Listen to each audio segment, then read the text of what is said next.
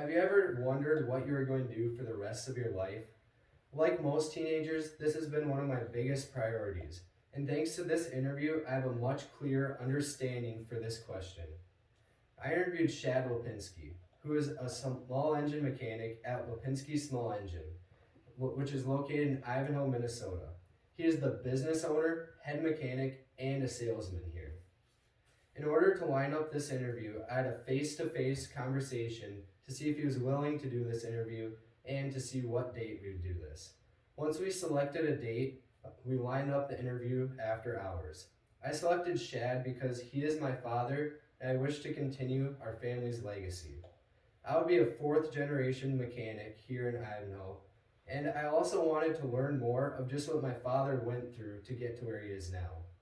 During the interview, my comfort level wasn't even close to what it usually is when I'm talking to my dad, and it almost felt like I was talking to a different person. In this speech, you'll learn of Shad's job, communication, and his training. So first, we move to Shad's job. As mentioned before, he is the owner, mechanic, and salesman at Lipinski Small Engine.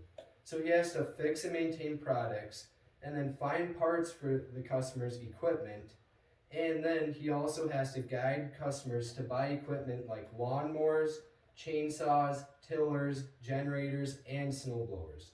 He said this can kind of get stressful just because he can't get things done when he wants them to be. That's like an example of this is if he wants to fix a chainsaw by a certain date, and that day he's up front selling lawnmowers and different chainsaws, then he can't be in the back working on that chainsaw, so it doesn't get done. So reasons like this cause his job to really vary for what he does throughout the day. Now that we know what he does, we can look at the communication he uses. Shad said communication is key for his job and he uses it every single day.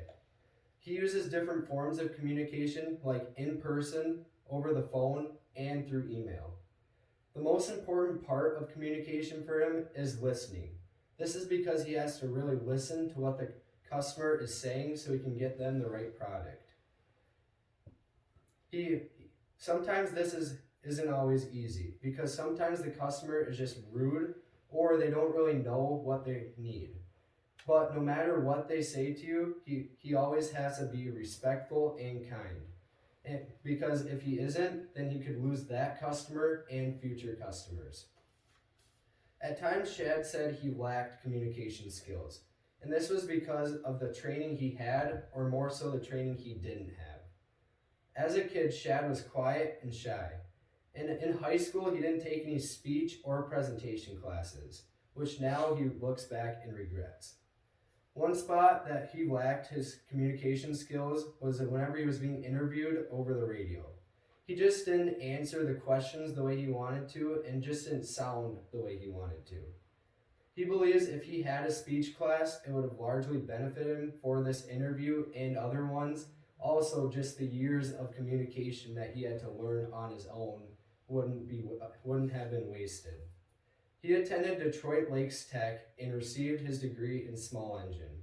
He also had to take online classes so he could be a dealer for brands like Steel, Country Clipper, and Gravely.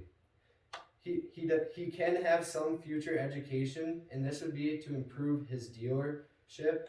And as his dealership would improve, he'd need more sales. So as the sales go up, he would talk to more people, so he would need more communication at the same time.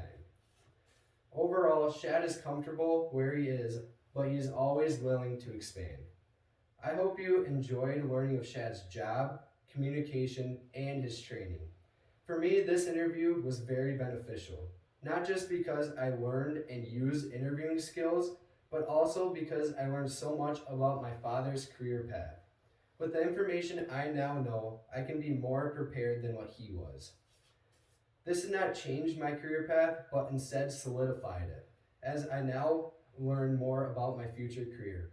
Personally, I would like to develop more face-to-face communication, and this has already improved since I've been helping my dad out, as I started out not even really talking to any customers, and now I can have a full conversation with them to really figure out what they need. I also hope to work on my large group communication, and I do this by using this class talking to groups of people like this. Thanks to this interview, I know I can continue my great grandpa's, my grandpa's, and my father's legacies as a mechanic.